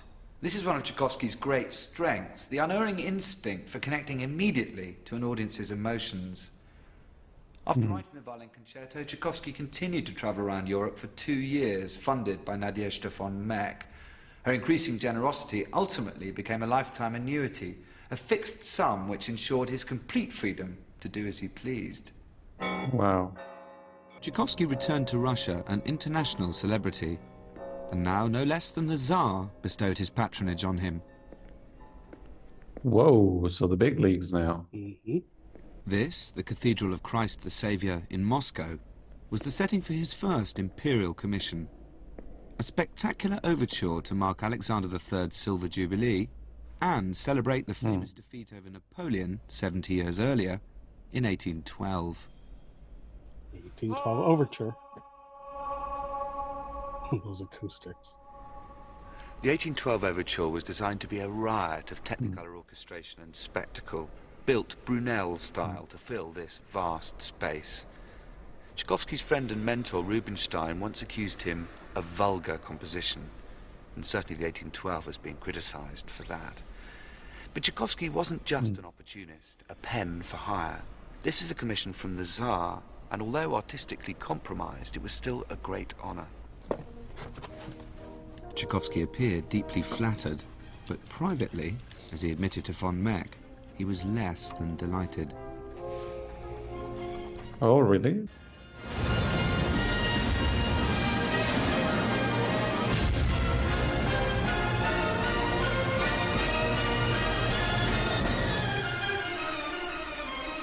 Tchaikovsky later said that he loathed the piece, as I must admit I do. But this music still bears the imprint of a great composer at work. In creating music full of the sound of bells and Russian orthodoxy, Tchaikovsky created a piece that would become hardwired into the Russian national consciousness. Like this cathedral, which was reduced to rubble during the Soviet era, only to be rebuilt in the new Russia, the 1812 is a piece that simply refuses to die. You usually hear it with fireworks. Yep. Then nobody will not pimp yourself to you. I told you, you have sold your soul now twice over. That woman's money has spoilt you, and now the Tsar has bought you. God! You are the golden boy now, aren't you? Alexei, you are becoming a moaning old fool. And so, my friend, are you. I like Alexei a lot. Oh, he doesn't fight tells who it he like is. it is. Yeah. The truth was that Tchaikovsky had in many ways become spoilt by his own success. He was aged 40 when he wrote the 1812 overture in 1880, and over most of the following decade he continued wandering and undertaking commissions. It was a time of commercially calculated success, but personal dissatisfaction. Why? Wasn't he in love with that guy? Yes, and then that cooled, and so he... Right. That looks really difficult to do. What happens if one of them messes up? The whole thing falls apart like a house of cards. Oh God, no. Ironically, Why does he have a stick? Is that a stick or a sword? that saw Tchaikovsky create one of his most original masterpieces, The Sleeping Beauty. This one I have never heard, I don't think. Oh yeah, you have. If you've seen the cartoon Sleeping Beauty from Disney, Yeah, sure. There's music from there. Yeah. Really? Uh-huh. Like I Ooh. said, he's everywhere. People just don't know how much they know his music. 12 overture for the Tsar's pleasure. You'll hear it in just a second. Sleeping Beauty, he'd become a master craftsman. He wrote to order, often even composing exact numbers of bars to meet the demands of the court ballet master. Oh. But at that point, is it such as this dance for Aurora's friends, or in large-scale ensemble set pieces, the formal constraints of ballet inspired Tchaikovsky to produce music of genius. Okay. I was going to say if those limits were kind of hampering his creativity or whether it was the other way around, but it seems like they didn't. He was allowed to indulge himself. Sure. With Swan Lake, Tchaikovsky had revolutionized ballet. With Sleeping Beauty, he had perfected it. In many ways, this ballet marks the high point of the lavish wealth and patronage of Imperial Russia, its money, excess, and glamour. Tsarist Russia was fueled by public celebrations of imperial opulence, and Tchaikovsky was its biographer in music. This is the piece you'll know. Mm-hmm. This was used in the Sleeping Beauty animation. Okay. I'll tell you when the melody starts. With Sleeping Beauty, he'd created a succession of exquisitely crafted, brilliant duels. One number after another showed his instinctive sense for dance, his magical orchestral touch, his boundless talent for melody. Right here.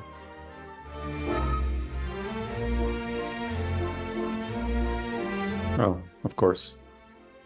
That's the song that Aurora sings and that the prince joins her. Yep.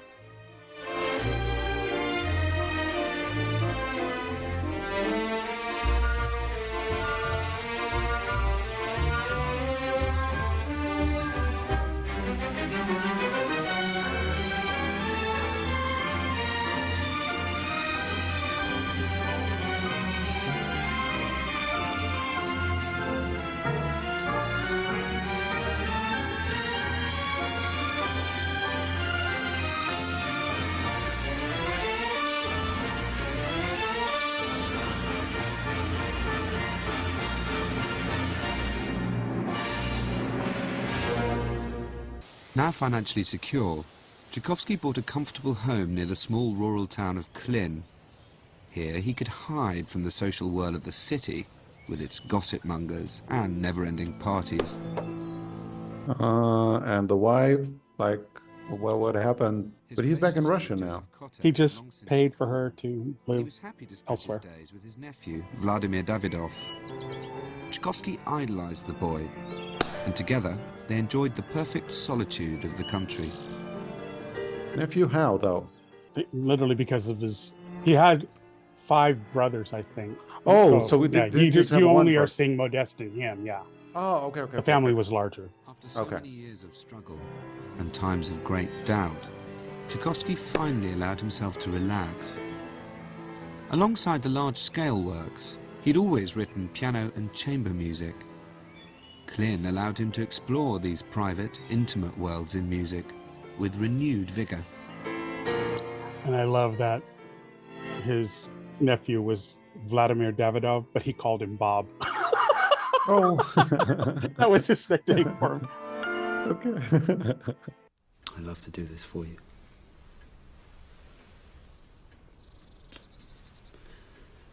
Thank you for letting me mother just a little. Is that his nephew? People think anymore. They care about how the music makes them feel. You owe them nothing. No, I owe them a great deal. To write for oneself is a pleasant indulgence. But to write for others, and then have the thrill of them drawn to share with you something of this life, is the most wonderful triumph. I'll fetch a towel. Okay, thank God. But after only a few months of contentment, Tchaikovsky's brother had arrived with a devastating letter. Look! Nadezhda has left me. It was bound to happen. What do you mean? She is what she is. What a woman. And she has betrayed you. You're so simplistic. I have not been betrayed, I have been abandoned. You have the Tsar's money now. It is not about the money! First I lose Mama, and now Nadezhda. Who will know me now? Who will hear me now? I will, Pyotr. Oh. I will. And what does he do? No, you're my brother. It's not the same. Why is it not the same? It's sad that he can't see the support he has. Reasons for cutting. He's like, everybody abandons me, but no. It was rumoured that perhaps she'd run short of money, or that Tchaikovsky's rivals had somehow soured the relationship. Whatever the reason, the money stopped coming, and her voice, so crucial to Tchaikovsky's sense of self, fell silent. Tchaikovsky had lost his greatest supporter, but despite his fears, he found that his musical voice was stronger than ever. He started work on a new piece, his Sixth Symphony, subtitled Pathetique, or Tragic.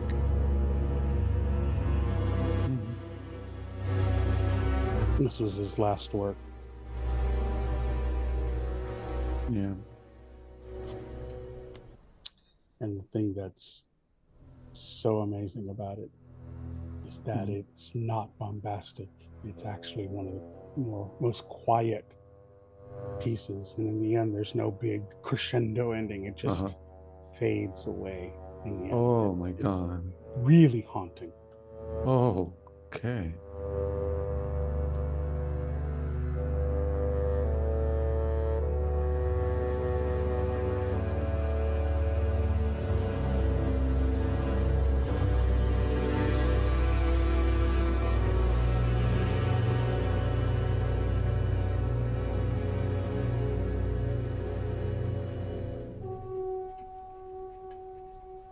Many would have us believe that Tchaikovsky wrote the Pathetique, his greatest masterpiece, in one of his darkest moments.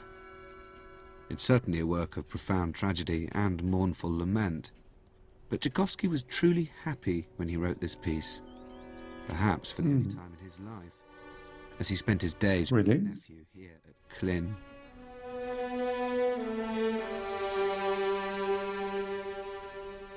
For all its torment, the Pathetique is really an exorcism of the past. It's the work of a man at last, at peace with himself.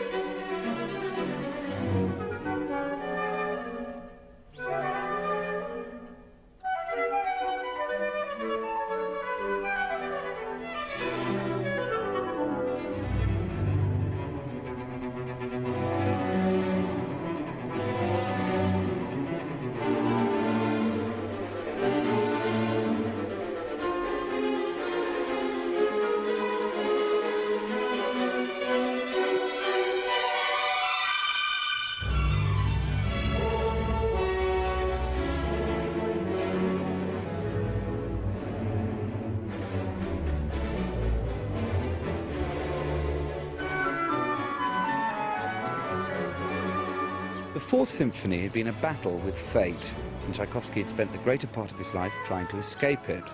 The Sixth Symphony was his acknowledgement of fate, and I think his abandonment to it.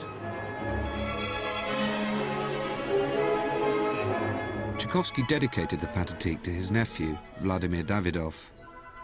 In October 1893, he travelled to St. Petersburg to conduct its premiere. So all his pieces were dedicated never returned to the loves of To his life. someone, yeah. Okay, well. 2 days after no comment, I suppose, but Tchaikovsky fell ill. As his condition deteriorated, those around him began to fear the worst.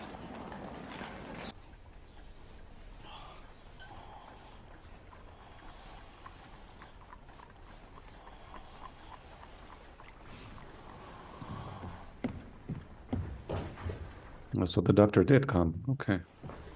There can be no question now. This is cholera.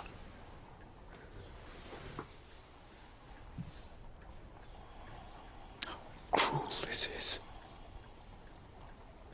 Oh, pity.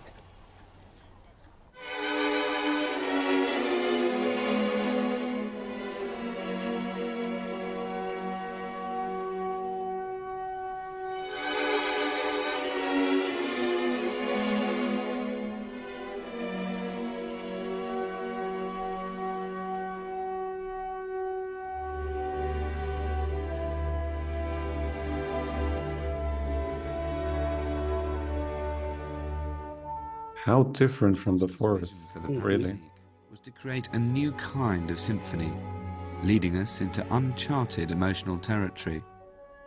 And it's in this last movement that he makes his most uncompromising statement. Instead of the usual triumphant close, he draws us towards an almost unbearably tragic conclusion.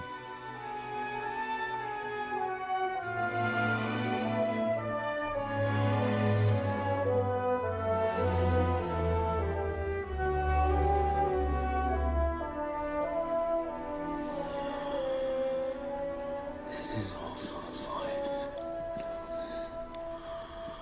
I could not be anywhere but here. I wish we were clean. I wish I was there with you. I always wish to be there with you. Please, commit your wrist. Do not speak. You're right. You understand me just by looking at me. Only with you have I, in these last months, found peace. Oh. I love you.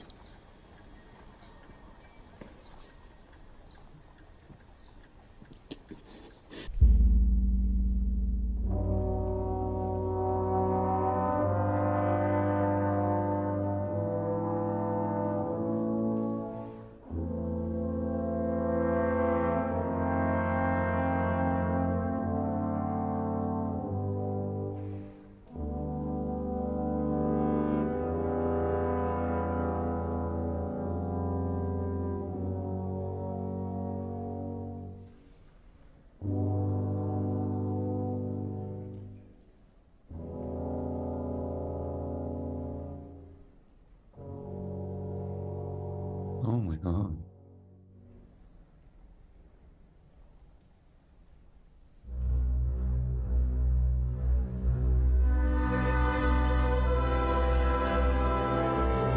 And it just slips away in the end. Yeah, yeah.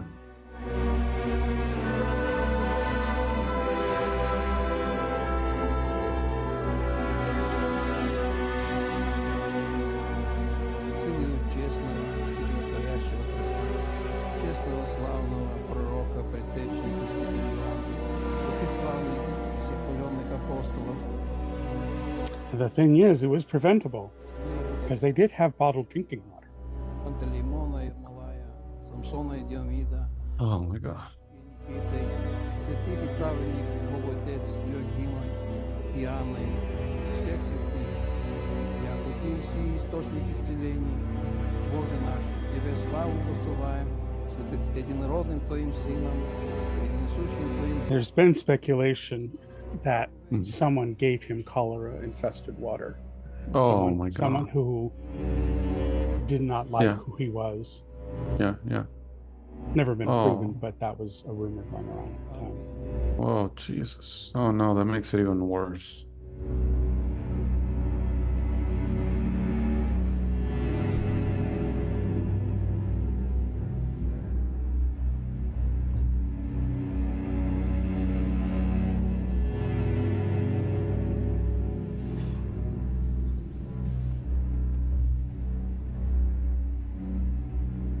That's it.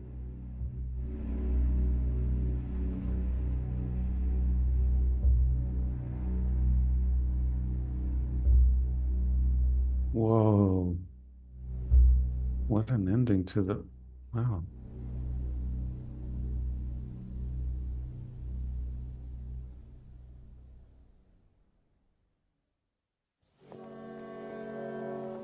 Yep. This is the opening to Romeo and Juliet that you didn't hear in the beginning, but this is how it starts.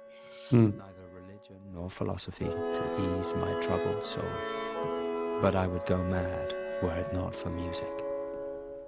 Music is heaven's best gift to humanity. It alone clarifies, reconciles, and consoles. But it is not a straw just barely clutched at. It is a faithful friend, protector, comforter. And for its sake alone, life in this world is worth living. Who knows? Perhaps in heaven there will be no music. So let us live on earth while we still have life. Been there too. That's where his funeral was held. Oh. Tchaikovsky's funeral was held at Kazan Cathedral in St. Petersburg. Over 8,000 mourners came to pay their respects.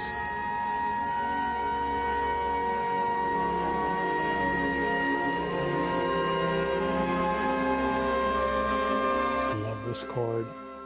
The way it resolves. See how they're all standing? Yeah, you're right, you're right.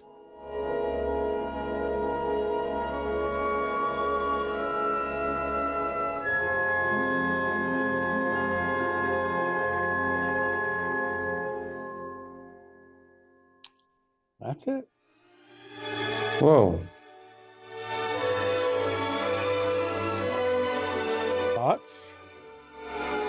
Oh, God, I have learned so much I never knew I needed to know.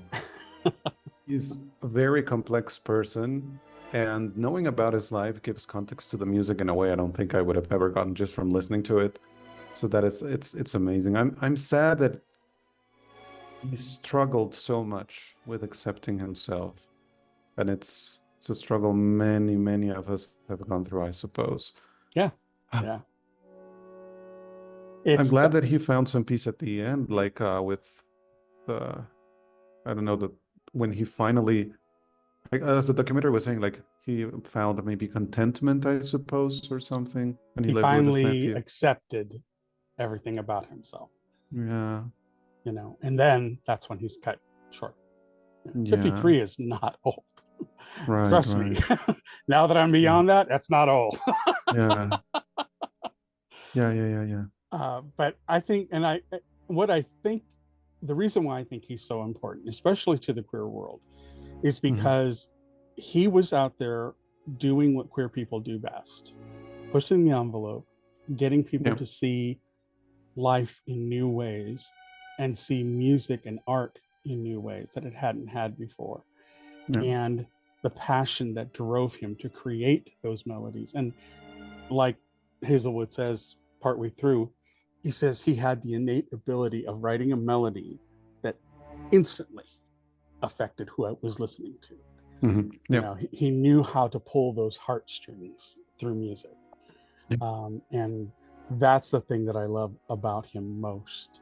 And it's weird because, you know, like I said, I've said when I was talking with Vance and we interviewed Tab Hunter's husband, the other piece I used to play over and over again was Tab Hunter's Young Love. And Tab Hunter was a gay man. It's just weird. As I was a child, there were certain pieces that I gravitated towards that just meant so much to me. And I had no idea about these men at that stage. You know, I was like 6, 7, 8 years old. Sure. You know? Yeah.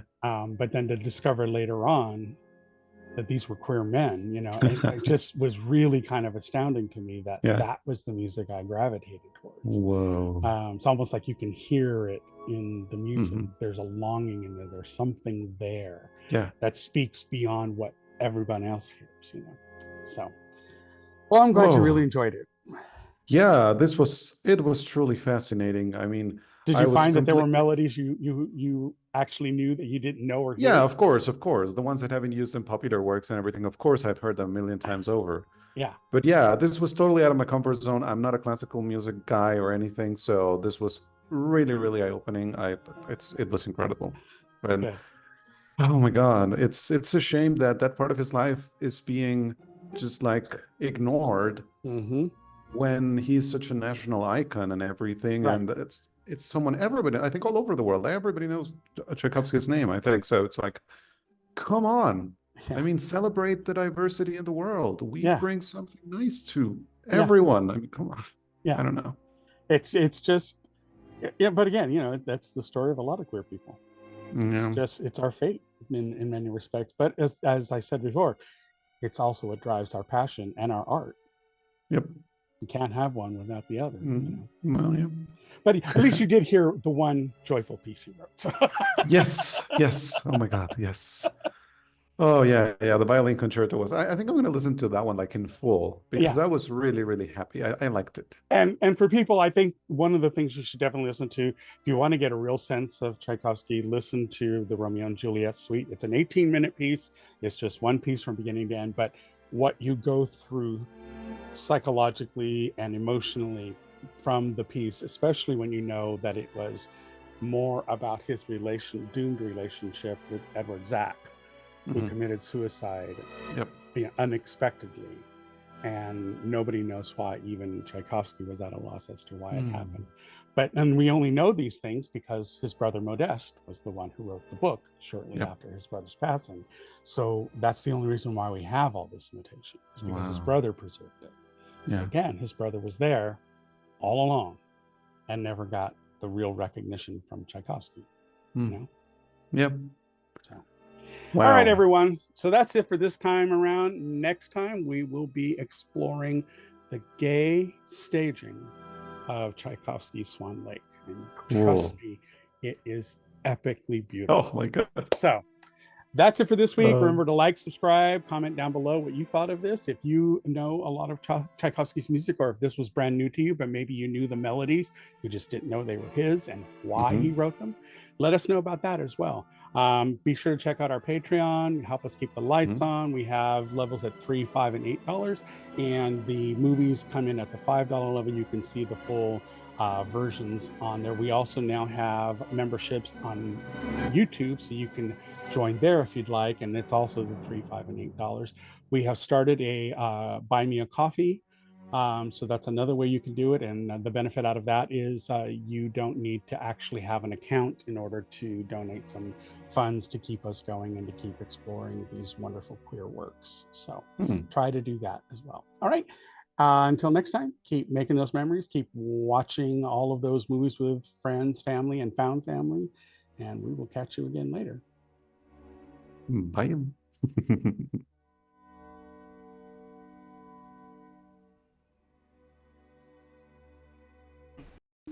Oh, what's that?